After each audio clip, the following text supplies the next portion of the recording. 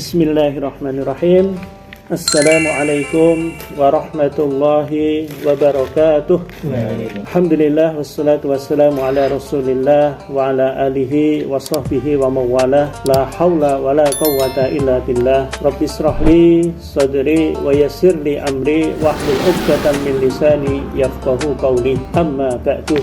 Baik Bapak-Bapak sekalian, insyaallah pada kesempatan malam hari ini kita akan melanjutkan pembahasan kita dari kitab Kawakib ya. Jadi malam hari ini sudah masuk bab kelima ya, bab kelima. Adapun bab keempat, pada pekan kemarin kita membahas sebuah tema, masih ingat badan apa pembahasan kita kemarin ya. Pembahasan kita adalah berpikir untuk beriman gitu ya. Jadi pada kesempatan minggu yang lalu kita sudah membahas untuk mendapatkan keimanan yang kokoh, kemudian keimanan yang tangguh dan keimanan yang menghunjam di dalam dada, itu dibutuhkan proses berpikir ya. Jadi iman itu kan memang tidak boleh taklid, tidak boleh ikut-ikutan ya, tetapi harus melalui proses berpikir gitu ya. Jadi sekedar refresh mawon, kemarin kita sudah membahas terkait dengan teori berpikir level 1 ya. Ini terkait dengan kebenaran langsung, bahwa akal kita itu bisa membenarkan objek yang langsung bisa diindra. Nah kemarin juga kita bahas terkait dengan teori berpikir level kedua ya. Ini untuk persoalan yang gaib. Kemarin sudah kita bahas gaib itu ada 3 ya. Yang pertama sesuatu yang tidak nampak itu gaib. Kemudian yang kedua sesuatu yang sudah berlalu ya, masa lampau itu gaib, dan juga sesuatu yang akan datang itu adalah gaib kan gitu. Termasuk keimanan kita kepada Allah Subhanahu wa taala. Allah kan tidak bisa diindra gitu kan. Tetapi akal kita tetap bisa membenarkan akan keberadaan Allah ya. Akal kita tetap bisa membenarkan Allah itu ada. Syaratnya satu ya. Jadi syaratnya harus ada dalil ya. Dalil itu adalah penunjuk gitu. Kemarin sudah kita bahas panjang lebar ya terkait dengan dalil akli dan juga dalil nakli. Nah, kemudian kita akan masuk ke bab yang keempat, itu dengan judul Athar Keimanan pada Perbuatan. Jadi judulnya itu Athar Keimanan pada Perbuatan. Athar itu apa? Athar ya, jejak gitu nggih. Jejak, kemudian ya bekas kan gitu nggih. Jadi mestinya kalau keimanannya itu benar, itu ada atharnya, ada bekasnya gitu. Tentu ini terkait dengan perbuatan gitu. Jadi jangan sampai kita itu beriman kemudian tidak ada athar kepada perbuatan ya. Misalkan keimanan kita kepada Allah dan hari akhir ya, hari akhir, hari kiamat, atau juga disebut yaumul hisab, hari pembalasan gitu. Nah, mestinya iman kita kepada Allah dan hari akhir itu harus menjadikan kita itu terikat dengan hukum-hukum syara, hukum-hukum yang berasal dari Allah Subhanahu wa taala ketika kita melakukan perbuatan di dunia ini gitu nggih. Baik dalam keadaan sendirian ataupun dalam keadaan keramaian gitu. Jadi terikat dengan hukum syara itu ya ketika kita sendiri gitu nggih, dan juga ketika di dalam keramaian gitu nggih. Nah, di situ harus ada yang disebut dengan idrak silah billah ya, kesadaran akan hubungan kita dengan Allah Subhanahu wa taala gitu nggih. Jadi ketika mau melakukan sesuatu itu langsung connect ya, langsung connect. Kira-kira perbuatan yang akan saya lakukan ini Allah ridha atau tidak? Perbuatan yang mau kita lakukan ini menjadikan Allah itu murka atau tidak? Jadi kalau kita berpikir ke situ berarti ada idrak silah billah, ada kesadaran akan hubungan kita dengan Allah. Berarti connect gitu ya. Itulah yang kemudian disebut dengan ruh ya. Jadi itulah yang kemudian disebut bahwa perbuatan kita itu ada ruhnya, Lah tentu ruh di sini yang dimaksud itu bukan nyawa atau sirul hayat atau rahasia kehidupan. Karena ruh sendiri itu maknanya ada 3 gitu. Yang pertama bimakna tadi ya, rahasia kehidupan atau nyawa ya, sirul hayah. Kemudian yang kedua itu juga bisa bermakna malaikat Jibril ya, Ruhul Qudus ya. Dan yang terakhir ya sebagaimana tadi yang saya sampaikan itu idrak silah billah. Jadi kalau orang melakukan perbuatan kemudian ingat kepada Allah, maka berarti perbuatannya itu memiliki aspek spiritual, ya, atau memiliki ruh. Demikian pula sebaliknya, kalau seseorang itu melakukan sesuatu kemudian dia tidak ingat kepada Allah, maka di dalam perbuatannya itu tidak ada aspek spiritual atau tidak memiliki ruh, ya. Nah, termasuk diantaranya, ya, ketika kita misalkan melakukan sesuatu yang itu bertentangan dengan apa yang diperintahkan oleh Allah Subhanahu wa taala, maka tentu kita akan takut akan azab neraka. Kan begitu mestinya, nggih. Kita takut akan azab neraka, ya. Demikian pula ketika kita melakukan ketaatan kepada Allah Subhanahu wa taala, maka tentu yang kita harapkan adalah ridha dari Allah Subhanahu wa taala, yang nantinya kita akan mendapatkan surga dari Allah Subhanahu wa ta'ala. Itu kira-kira nggih. Nah, kemudian mengawali pembahasan kita, saya ingin kita mencoba melihat fakta diri kita nggih. Jadi ada 3 fase yang kita hadapi, ya. Yang pertama adalah ya fase kelahiran, ya. Faktanya hari ini kita sudah ada di dunia. Berarti dulu kita pernah dilahirkan, betul nggih? Dilahirkan tentu oleh ibu kita, ya, oleh ibu kita, ya, oleh orang tua kita, ya. Itu fase yang pertama. Kemudian fase yang kedua itu adalah fase kematian. Jadi kematian itu sesuatu yang pasti akan terjadi. Cuman persoalannya itu kapan? Itu persoalan ghaib. Kita tidak pernah tahu, kan gitu nggih. Jadi kapan kita mati, kapan kita meninggal, kita tidak pernah tahu, ya. Kita tidak punya ilmunya gitu.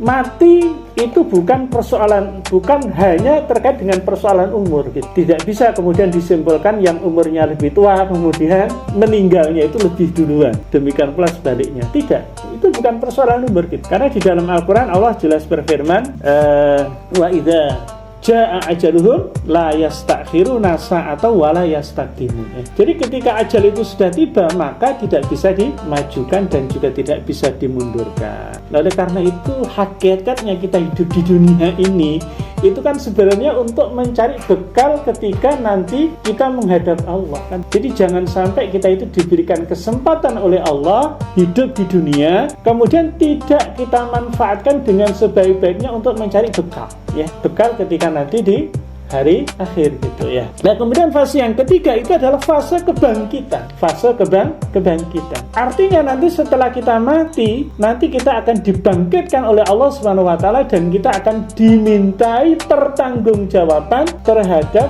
apapun yang kita lakukan di muka bumi ini gitu, ya. Nah, 3 fase ini nanti bisa dilihat di Al-Qur'an surat Al-Mu'minun, ya.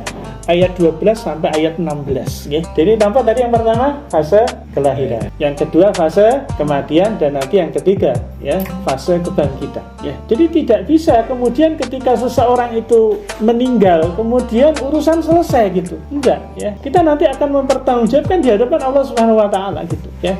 Lalu karena itu kita di dunia ini kan perlu panduan, ya.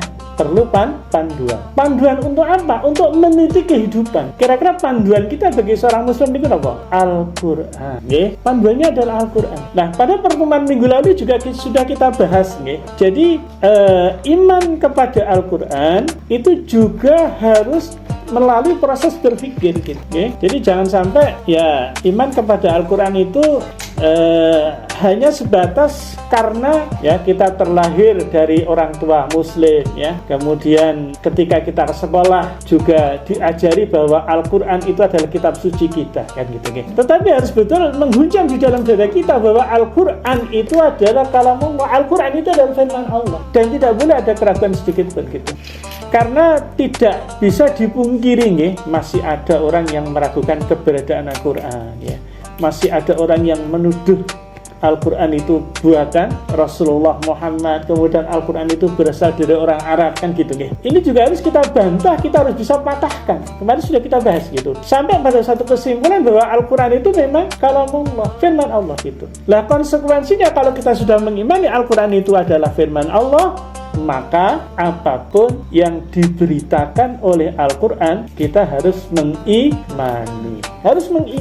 Jadi tidak boleh ada satu ayat pun di dalam Al-Qur'an itu kita kufuri, misalkan tidak boleh. Semuanya harus kita imani gitu. Kemarin sudah kita bahas, ya, kewajiban kita kepada Al-Qur'an itu banyak, ya. Yang pertama tentu mengimani, yang kedua membaca dan menghafalkan, kemudian berikutnya memahami, ya. Kemudian habis difahami diamalkan. Apakah cukup sampai situ? Tidak. Habis diamalkan juga harus didakwahkan gitu ya. Inilah yang kemudian nanti akan menjadikan keimanan kita itu berdampak kepada perbuatan gitu ya. Nah, itu ya. Oleh karena itu kalau seandainya ya kita ini tidak membaca Al-Qur'an ya. Seandainya kita tidak membaca Al-Qur'an, maka kita pun akan tetap tahu ya, kita pun akan tetap ngerti bahwa ada fase kelahiran dan juga ada fase kematian gitu. Kenapa kira-kira? Ini kita nggak baca Al-Quran ini, kita akan ngerti, kita akan tahu gitu terkait dengan fase kelahiran dan fase kematian. Kenapa kira-kira? Ya, karena bisa kita indra gitu, bisa kita indra gitu. Ya meskipun tentu ketika dulu kita dilahirkan ya karena kita kan belum ngerti ya, masih kecil ya, akal kita belum sempurna, tentu kita tidak tahu apa-apa. Tetapi dalam proses kelahiran berikutnya kan kita menyaksikan ya.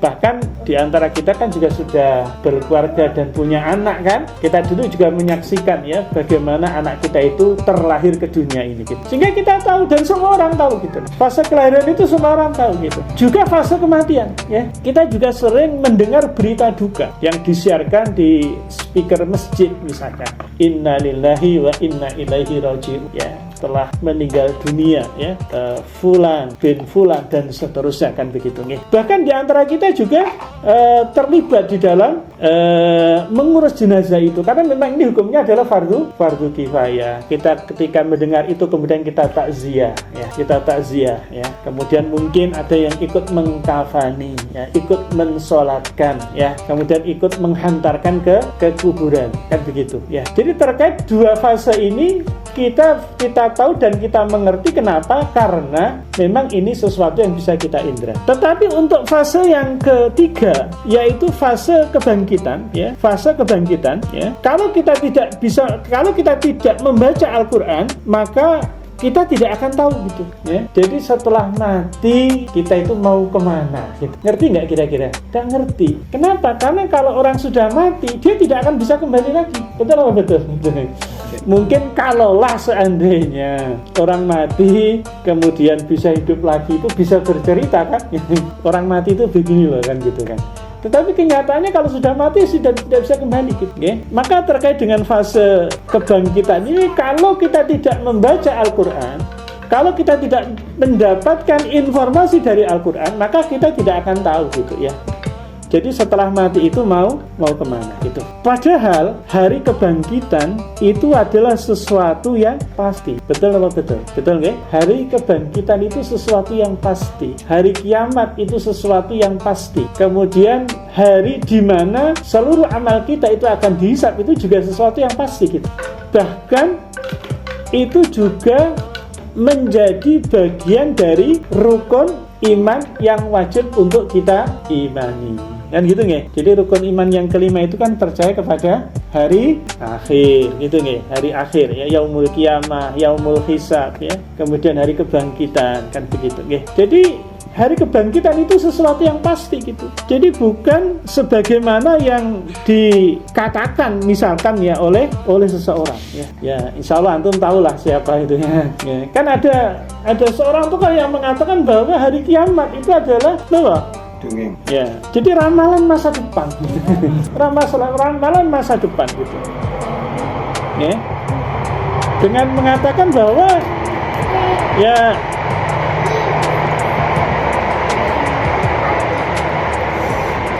kita semua itu kan belum pernah ke sana gitu. Maksudnya belum pernah mengalami masa atau fase misalkan masa di alam kubur atau di alam barzakh misalkan gitu. Tetapi tentu bukan berarti kemudian disimpulkan karena kita belum pernah mengalami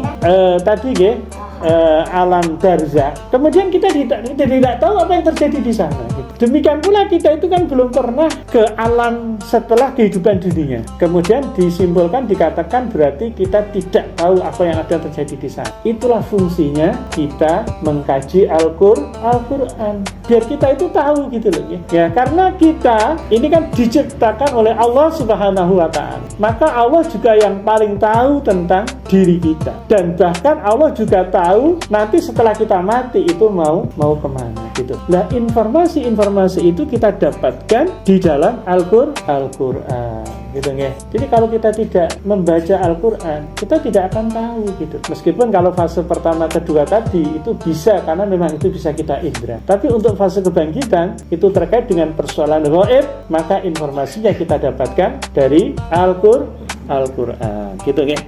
Nah, kemudian setelah kita nanti mati, kita akan dibangkitkan oleh Allah Subhanahu wa taala, ya. Dan ketika itu hanya ada dua kemungkinan arah kita setelah kita itu dibangkitkan, ya. Yang pertama, kita akan menjadi bagian dari ashabul yamin, ya. Nah, ashabul yamin, ya. Ashabul yamin itu golongan kanan. Dialah ashabul jannah, ya. Jadi memang tempat kembali kita itu cuma ada dua, kan? Yang pertama itu adalah surga, dan yang kedua itu tentunya adalah neraka. Jadi nanti ketika kita dibangkitkan, ya, hanya ada dua kemungkinan. Yang pertama, kita akan menjadi bagian dari ashabul yamin, ya, atau golongan kanan, atau orang-orang yang nanti akan menjadi penghuni surganya Allah Subhanahu wa taala. Kemudian yang kedua, kita akan menjadi bagian dari ashabus simak, golongan kiri, ya, golongan kiri itu ashabun nar, penghuni neraka. Jadi memang Allah itu hanya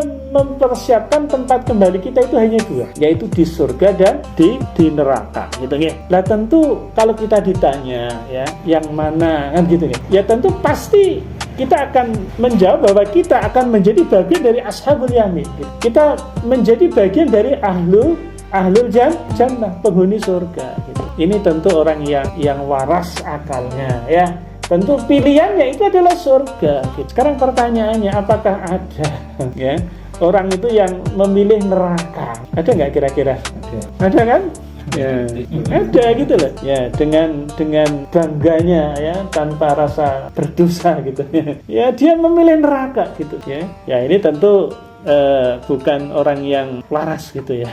Kalau milih neraka gitu ya. Kenapa? Karena neraka itu tentu tempat kembali yang buruk gitu ya. Tempat kembali yang buruk ya. Karena di dalamnya itu terkumpul seluruh penderitaan. Jadi gambaran neraka itu kira-kira begitu ya. Di situ terkumpul berbagai macam penderitaan. Bahkan mata kita itu tidak pernah melihat. Kemudian telinga kita tidak pernah mendengarnya, dan tentu siapapun belum pernah merasakannya gitu. Karena siksa neraka itu dahsyat gitu loh ya. Tidak terbayangkan gitu.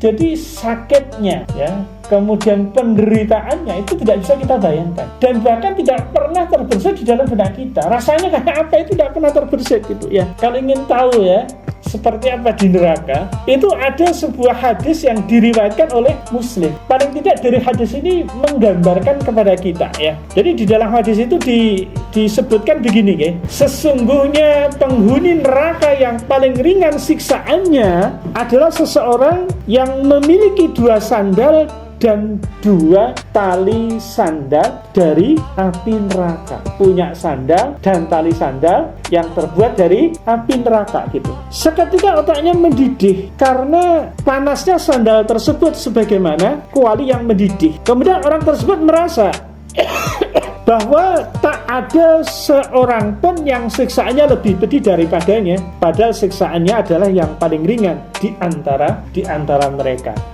Nah, itu kira-kira ya. Jadi siksaan yang paling ringan di neraka itu digambarkan menurut hadis yang diriwayatkan oleh Imam Muslim itu seperti itu. Ketika ada seseorang dipakaikan sandal dan tali sandal yang terbuat dari api neraka, ternyata mampu untuk mendidihkan otak gitu ya. Kira-kira tergambar nggak? Ada nggak kira-kira siksaan dunia yang bisa seperti itu?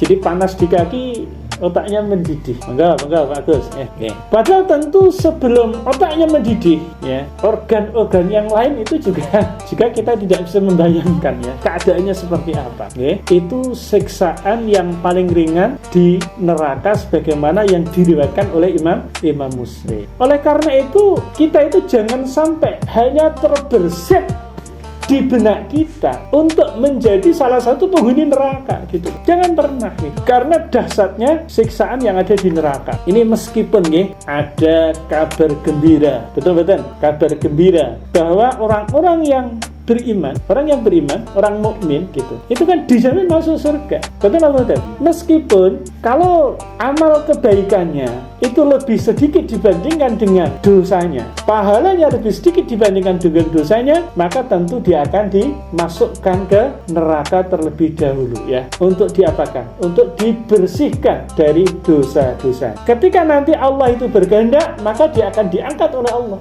untuk dimasukkan ke surganya Allah SWT. Okay? Tetapi meskipun sebentar ya, kita kan di dalam satu nas kita mendapati bahwa satu hari di akhirat itu kira-kira berapa tahun di dunia nih ya, 50.000 tahun ya. Jadi satu hari di akhirat itu kalau dikonversi dengan di dunia itu kurang lebih 50.000 tahun. Maka kalau kita itu usianya 63 tahun kira-kira sebagaimana usianya baginda Rasulullah Muhammad SAW, maka sebenarnya kita hidup di dunia itu cuma berapa kira-kira ya, sekitar 2 menit ya, 2 menit sekian detik lah ya. Maka kemudian diistilahkan kita ini hidup di dunia ini kan seperti mampir ngombe, kan begitu ya, mampir hanya untuk sekedar minum gitu. Oleh karena itu kita jangan terlena ya, kita jangan desorientasi hidup ya. Jadi mati-matian mengejar dunia, yang dunia ini fana. Faktanya kita hidup itu cuma 2 menit sekian detik. Kalau waktu hidup kita konversi dengan waktu yang ada di akhirat gitu. Kita mengorbankan hidup yang abadi ya, kan hidup kekal gitu. Maka orang itu ya, kalau berhasil meniti hidup di dunia, kemudian dia akan masuk surganya Allah, maka kesenangan yang ia dapatkan itu akan selama-lamanya. Demikian pula sebaliknya, apalagi orang kafir ya. Jadi balasan orang kafir itu adalah neraka dan tidak sebentar, selama-lamanya itu kalau orang kafir. Tapi kalau orang beriman itu insya Allah dijamin masuk surga oleh Allah, meskipun ketika dosanya banyak, maka dia akan dimasukkan ke neraka untuk dibersihkan dosa-dosanya. Jadi sekali lagi kita itu jangan berpikir bahkan terbesar di dalam benak kita, gak apa-apa lah masuk neraka dulu, toh nanti juga akan dimasukkan oleh Allah ke surga gitu ya. Ya.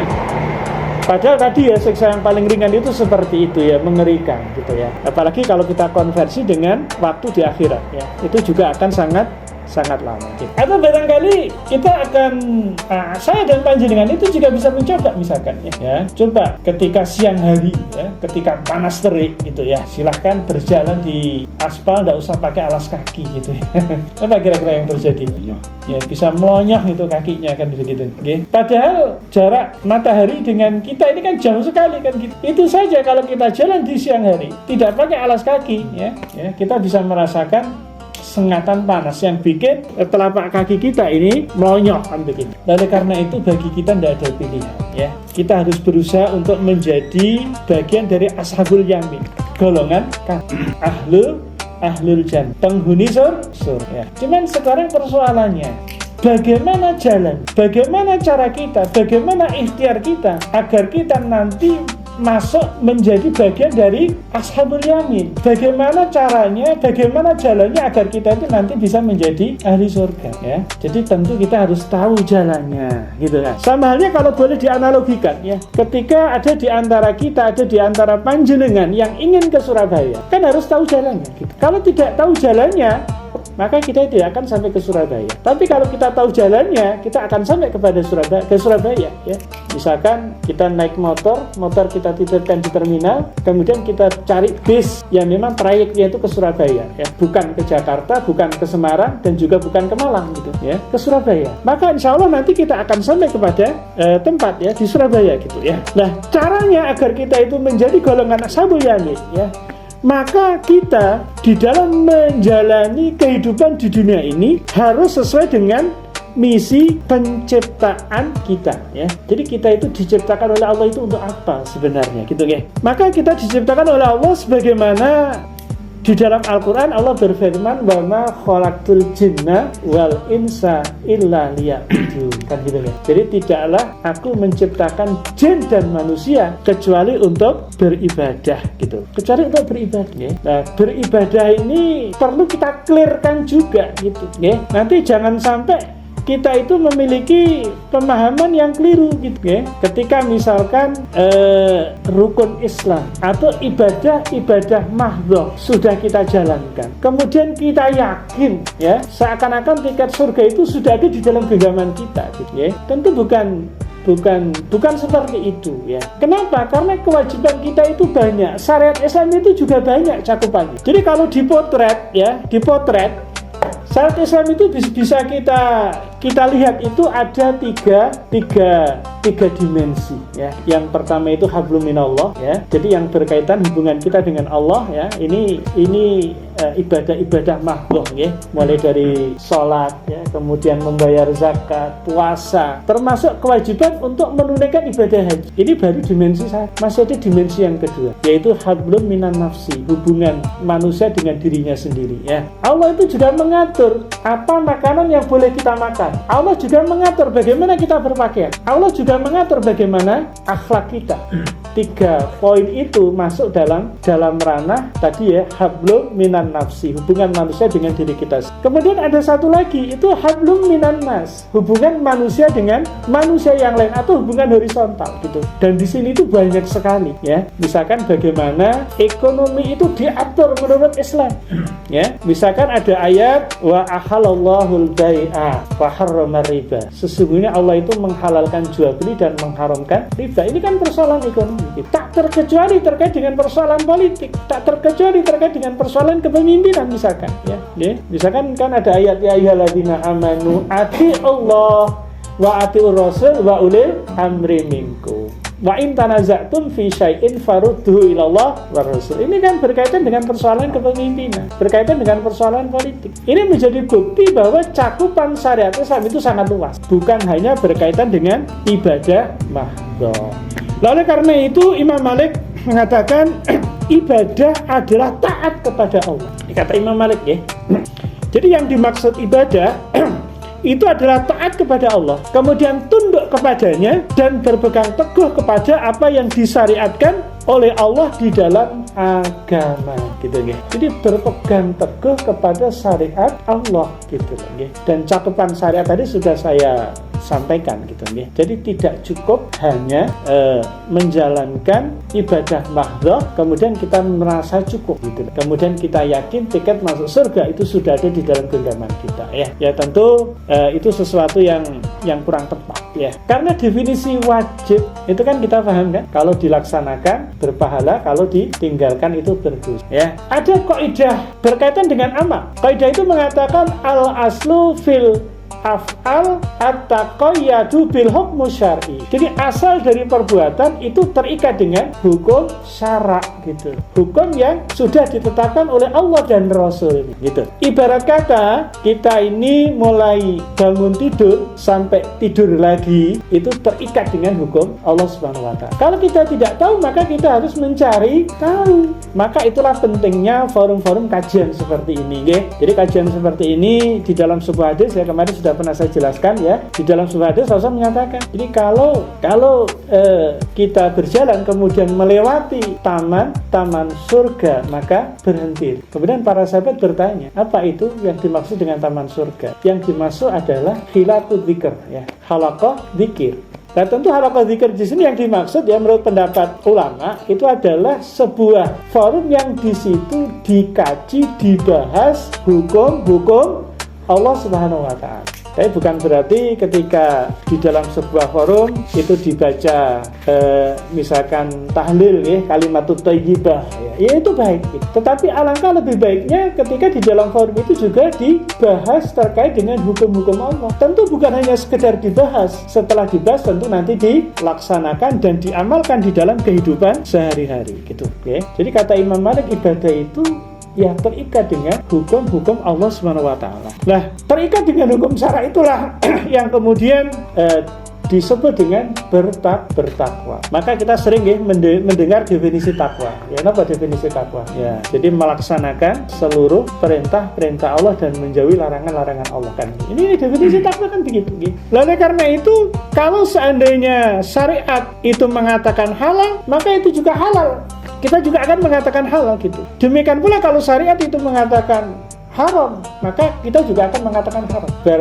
Berarti sejalan dengan syariat. Kita tidak boleh menyelisih gitu. Syariat mengatakan halal, kemudian kita mengharamkan. Demikian pula sebaliknya. Kembali lagi ke kaidah tadi ya. Jadi kalau kita ngomongin hukum syara berkaitan dengan perbuatan, kita itu ada 5 yang kita sebut dengan ahkamul khamsah atau hukum yang 5. Maka hukum perbuatan itu tidak akan pernah keluar dari 5 hukum. Tidak akan pernah keluar dari 5 hukum. Yang pertama wajib, yang kedua sunnah, yang ketiga mubah, yang keempat makruh, dan yang kelima itu haram. Gitu ya. Hanya ada 5 gitu. Adapun misalkan kita mengenal ada fardu ain, ada fardu kifayah. Ya ini bagian dari wajib. Cuman bedanya kalau fardu ain itu adalah kewajiban yang melekat kepada individu. Ini fardu ain ya. Kalau fardu kifayah itu adalah kewajiban yang ditujukan kepada jamaah. Gitu lagi. Itu fardu kifayah. Gitu. Meskipun salah kalau didefinisikan, misalkan didefinisikan fardu kifayah adalah sebuah kewajiban yang apabila sudah ada yang melakukan kemudian gugur kewajiban bagi yang lain yang belum melakukan. Ini definisi kurang tepat. Gitu. Definisi yang tepat adalah fardu kifayah itu adalah sebuah kewajiban yang apabila kewajiban ini sudah tertunaikan secara sempurna, maka gugur kewajiban bagi yang lain yang tidak melakukan. Idza qama bihi al-baghdhu saqata anil baqi ya. Jadi jika kewajiban itu sudah tertunaikan, maka gugur bagi yang lainnya. Kan begitu. Jadi yang menjadi titik tekan fardu kifayah ini adalah sempurnanya kewajiban. Jadi kalau kewajiban itu belum sempurna, maka yang lain yang belum melakukan itu juga tetap berdosa. Contoh yang paling ekstrim misalkan, kalau dicontohkan fardu kifayah itu biasanya langsung di benak kita itu mengambil contoh mengurus jenazah. Kalau ada saudara kita yang meninggal, saudara muslim kita meninggal, kan haknya kan ada 4 ya. Yang pertama niku dimandikan, dikafani, kemudian disolatkan, dan kemudian dikubur. Nah, kewajiban ini dikatakan sempurna kalau 4-4-nya itu sudah dilakukan. Kalau misalkan ada jenazah, karena ini jenazah mungkin jadi biang kerok ketika masih hidup, kemudian orang enggan untuk mengurus, meskipun ini di dalam contohnya hampir tidak ada kalau di masyarakat kita ya. Ini berandai-andai ya. Kalaulah seandainya hanya diurus oleh istri dan anak perempuannya, karena memang anggota keluarganya hanya itu gitu ya. Mereka hanya bisa memandikan, hanya bisa mengkafan ya, mensolatkan misalkan, tidak punya kemampuan untuk menguburkannya. Maka orang satu kampung itu akan berdosa ya, karena ada seorang muslim yang meninggal kemudian tidak diurus sebagaimana mestinya, kan begitu. Maka definisi yang paling tepat, fardu kifayah adalah sebuah kewajiban yang apabila sudah tertunaikan secara sempurna, maka gugur kewajiban bagi yang lain yang tidak mengerjakan. Gitu nih. Ini kalau kita ngomongin hukum berkaitan dengan amal gitu. Nah, hukum yang berkaitan dengan benda itu beda, ada kaidahnya sendiri. Al aslu fil asya al ibahah malam yarid dalilu tahrimi. Jadi asal dari sesuatu atau benda yang dimanfaatkan, termasuk nanti di dalamnya itu adalah makanan minuman. Makanan minuman kan benda kan? Itu hukum asalnya itu adalah mubah. Mubah itu halal gitu. Malam yarid dalilu tahrimi, sebelum ada dalil yang mengharamkan. Maka kalau kita ngomongin sesuatu benda, itu hukumnya cuma ada 2. Kalau tidak halal ya haram. Jadi kalau benda itu halal atau haram, tapi kalau perbuatan tadi ada li ya. Jadi oleh karena itu kalau kita terikat dengan syariat, maka kalau syara itu mengatakan halal, maka kita juga akan mengatakan halal. Tidak boleh sebaliknya gitu. Demikian pula ketika syariat mengatakan halal atau ketika syariat mengatakan wajib, maka tidak ada choice bagi kita, no choice ya. Jadi kita harus melaksanakan. Tidak bisa ditawar gitu. Contoh misalkan kayak sholat wajib 5 waktu bisa nggak ditawar? Tidak bisa. Kewajiban sholat Jumat bagi muslim laki-laki bisa nggak ditawar? Tidak bisa gitu. Itu karena itu fardu ain. Sekaligus saya ingin tambahkan ya terkait dengan fardu kifayah tadi ini. Jadi fardu kifayah itu dalam kondisi tertentu itu bisa berubah menjadi fardu ain.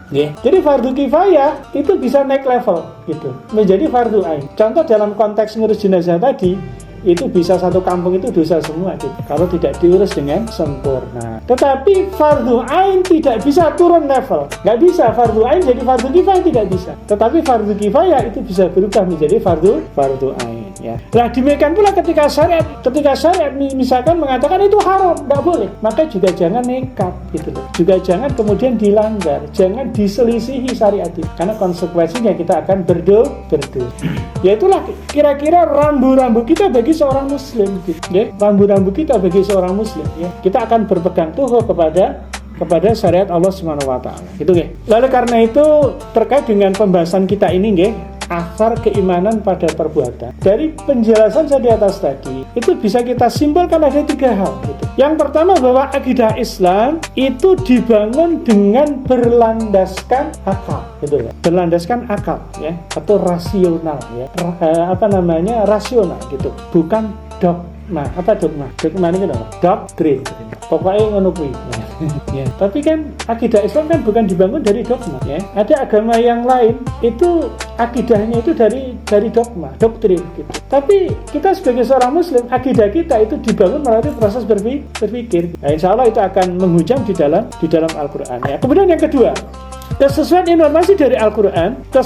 informasi dari Al-Quran dengan realitas yang kita hadapi itu akan meyakinkan kepada kita bahwa Al-Quran itu pasti firman Allah, berasal dari Allah, dan apa yang disampaikan oleh Al-Quran itu pasti benar. Apa yang disebutkan oleh Al-Quran ternyata cocok dengan realitas kehidupan gitu ya. Maka ini akan semakin meyakinkan kepada kita bahwa Al-Quran itu adalah firman Allah Subhanahu wa taala ya. Kemudian yang ketiga, keimanan kepada hari kebangkitan dan penghisapan itu meniscayakan kita untuk taat sepenuhnya kepada aturan Allah Subhanahu wa taala. Jadi keimanan kita kepada Allah, keimanan kita kepada hari akhir itu mestinya menjadikan kita itu untuk terikat dengan syariat Islam gitu. Ya, itu tadi yang saya sampaikan, idrak silah bilah. Nah, itulah pentingnya orientasi yang benar di dalam menjalani hidup ya, agar nanti kita menjadi golongan ashabul yamin, menjadi penghuni surga. Baik Bapak sekalian, yang terakhir saya ingin menyampaikan sedikit dari kisah sahabat ya. Bagaimana sahabat itu betul-betul orientasi hidupnya itu benar gitu loh ya. Jadi mereka itu menjadikan dunia ya, itu hanya ada di dalam genggaman ya, tidak menjadikan dunia itu di dalam hati gitu loh. Contoh misalkan ketika mereka itu punya harta ya, itu mudah untuk infak di jalan Allah Subhanahu wa taala ya. Sedikit saya ingin menyampaikan kepada panjenengan ya sebagai bahan tambahan ya, itu sirah sahabat ya, apa yang terjadi pada masa itu terkait dengan perang Tabuk yang ingin saya sampaikan, perang Tabuk. Jadi perang Tabuk itu terjadi pada tahun ke-9 Hijriah ya, tahun ke-9 Hijriah. Itu berarti peperangan yang langsung dipimpin oleh baginda Rasulullah menjelang akhir-akhir Rasulullah itu wafat. Kan Rasulullah itu di Madinah kan dakwahnya itu kan 10 tahun ya. Nah, perang Tabuk itu terjadi pada tahun ke-9. Berarti ya kurang lebih 1 tahun sebelum Rasulullah itu wafat. Nah sebelum itu didahului dengan Fathu Mekah. Sebelum itu didahului dengan perang Hunain gitu. Nah singkat cerita begini ya. Jadi perang Tabuk itu terjadi antara kaum muslimin dengan Romawi ya. Jadi interaksi kaum muslimin dengan Romawi itu yang pertama itu kan terjadi pada perang Mu'tah. Ya, kita tahu perang Mu'tah ya, itu juga peperangan yang sangat besar, sangat luar biasa. Bahkan satu-satunya peperangan yang Rasulullah itu mengangkat panglima perang itu 3 sekaligus. Yang pertama Zaid bin Harisah. Jadi kalau Zaid gugur, maka pasukan ini akan dipimpin oleh Ja'far. Kalau Ja'far gugur, maka pasukan ini akan dipimpin oleh Abdullah bin Rawaha. Kalau Abdullah bin Rawaha gugur, maka silakan kaum muslimin itu memilih pemimpin. Ya, di dalam hadis dikatakan saifun min suyufillah, pedang di antara pedang-pedang Allah. Itulah kemudian Khalid bin Walid itu kemudian dijuluki pedang Allah, karena berhasil membawa pasukan kaum muslimin itu keluar dari kekalahan dan kerugian yang fatal gitu. Ya. Jadi kalau dalam perang Mu'tah itu kaum muslimin tidak menang dan juga tidak kalah. Ya. Lewat kecerdikan dari Khalid, akhirnya pasukan kaum muslimin itu bisa ditarik mundur gitu. Di sisi yang lain, pasukan Romawi itu juga tidak merasa menang karena mereka juga takut gitu. Dikira pasukan kaum muslimin itu dibantu, maksudnya ada bala bantuan, maksudnya ada pasukan tambahan yang cukup banyak gitu. Nah itu perang Mu'tah ya. Nah maka sebenarnya secara politis, meskipun kaum muslimin itu tidak menang di dalam perang Mu'tah, tetapi secara politis itu memberikan dampak yang sangat luar biasa. Satu di antaranya itu menjadikan Kaisar Romawi itu gelisah ya. Karena Daulah Madinah itu daulah kemarin sore yang berdiri kurang lebih ya 9 tahun yang lalu gitu. Itu sudah berani menantang Romawi. Padahal Romawi itu negara superpower ya. Ketika Rasulullah belum ada saja itu sudah ada negara Romawi dan juga ada Persia. Ketika itu superpowernya kan itu. Nah itu kira-kira. Dan maka kemudian Kaisar Romawi itu mempersiapkan pasukan yang jumlahnya itu tidak sedikit. Ada 40.000 pasukan untuk menyerang Madinah. Ya, untuk menyerang. Nah, demikian pula Rasulullah melalui telik sandinya. Kemudian Rasul itu juga tahu kalau mau diserang oleh Romawi. Maka kemudian Rasulullah itu mengumumkan perang untuk melawan Romawi, dan ketika itu terkumpullah 30.000 pasukan. Romawi berapa tadi? 40.000. Pasukan kaum muslimin itu 30.000 ya 30.000 zaman itu ya sudah sangat luar biasa banyak ya. Bahkan pasukan terbesar ya. Nah cuman persoalannya ketika pengumuman perang itu disampaikan baginda Rasulullah, keadaan kaum muslimin itu sedang paceklik. Itu persoalan terik sekali ya, kemudian tidak ada hujan ya paceklik lah, makanan susah, ekonomi susah gitu. Itu kondisinya gitu. Di satu sisi Rasulullah itu mengumumkan untuk perang melawan Romawi gitu. Coba kita bayangkan ya, betapa sulitnya perang Tabuk itu ya. Tetapi dalam kondisi seperti itu kita bisa melihat ya, ketika itu kan memang kabilah Arab ini kan berbondong-bondong masuk Islam setelah Fathu Makkah gitu ya. Kemudian Rasulullah itu mengumumkan perang melawan Romawi, maka kaum muslimin ketika itu berbondong-bondong kepada Rasulullah untuk ikut serta gitu, ya. Kita bisa lihat ya, ini kalau bukan dorongan keimanan ini tidak bisa seperti itu, karena kalau perang itu resikonya apa? Mati gitu deh. Itulah pasukan kaum muslim ketika berangkat ke medan perang, itu yang dicari itu syahid ini sebuah kemuliaan. Beda dengan pasukan Romawi, ketika mereka perang maka yang dicari adalah kehidupan gitu. Mereka takut gitu. Tapi kalau pasukan kaum muslimin tidak ada takutnya gitu. Nah singkat cerita yang ingin saya sampaikan kepada panjenengan semua, ketika dalam kondisi susah seperti itu, apa yang dilakukan oleh sahabat? Yang pertama, Abu Bakar datang dengan menginfakkan seluruh hartanya. Okay. Ketika ditanya, wahai Abu Bakar, apa yang engkau tinggalkan kepada istri dan anak-anakmu? Apa kata Abu Bakar? Abu Bakar mengatakan, aku tinggalkan Allah dan Rasulnya. Luar biasa. Jadi seluruh hartanya itu diinfakkan di jalan Allah dalam perang Tabuk. Kemudian habis itu Umar datang dengan menyerahkan separuh harta. Separuh harta ini juga banyak loh. Coba misalkan kita punya harta 100 juta gitu ya, infaknya 50 juta kan separuh gitu ya. Berat atau berat kira-kira gitu ya. Ini masalah keimanan ini gitu. Maka dari situ kan kita bisa melihat kan keimanannya Abu Bakar itu lebih tinggi dibandingkan dengan keimanan Umar kan gitu ya. Nah kemudian yang dahsyat lagi itu adalah Utsman. Utsman datang dengan 200 ekor onta berserta muatannya gitu ya, perbekalan ya, ada makanan, ada minuman. Ini yang diinfakkan Umar ya, Utsman ketika perang Tabuk. Apakah cukup sampai di situ? Tidak. Kemudian Utsman juga menyumbang lagi, juga menginfakkan lagi 100 ekor unta untuk tunggangan. Jadi 200 ekor unta itu dengan muatannya, kemudian yang 100 itu untuk tunggangan. Apa sampai di situ? Tidak ya. Ada lagi yang diserahkan oleh Utsman ya, itu 1.000 dinar ya. Berapa 1.000 dinar itu sekarang itu ya. Jadi 1 dinar itu hitungannya 4/4 gram. 4/4 gram itu 1 dinar ya. Kalau 1.000 dinar itu hitungannya kurang lebih 4 kilo 1/4 emas. Bukan gram ini. Jadi 4 kilo emas lebih seperempat ya, 4 kilo seperempat gitu. Kalau 1 gramnya itu 1 juta. 1 juta, saja 1 juta lah biar gampang menghitungnya. Maka yang diinfakkan oleh Utsman itu nilainya 4/4 miliar. 4.250 juta. Gitu ya. Nah itu kira-kira. Ini sahabat. Ini terkait dengan amal yang berupa infak. mereka ringan untuk berinfak gitu di jalan Allah ya. Meskipun kemudian ya kalau kita lihat endingnya, ternyata perang Tabuk ini Allah memberikan rasa takut kepada pasukan Romawi dan akhirnya tidak jadi perang. Tetapi ya artinya mereka lari lah ya, dan kaum muslimin juga mendapatkan ghanimah.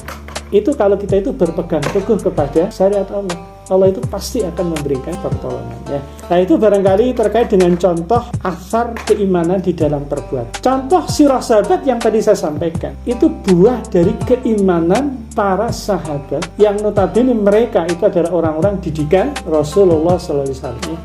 Bagaimana Abu Bakar itu beramal dengan menginfakkan seluruh hartanya, Umar berinfak dengan separuh hartanya, kemudian Utsman dengan berinfak yang banyak sekali tadi. Apa hanya 3 sahabat ini? Tidak. Di dalam riwayat dijelaskan Abbas pamannya Rasulullah itu juga menginfakkan harta yang banyak. Kemudian sahabat-sahabat yang lain.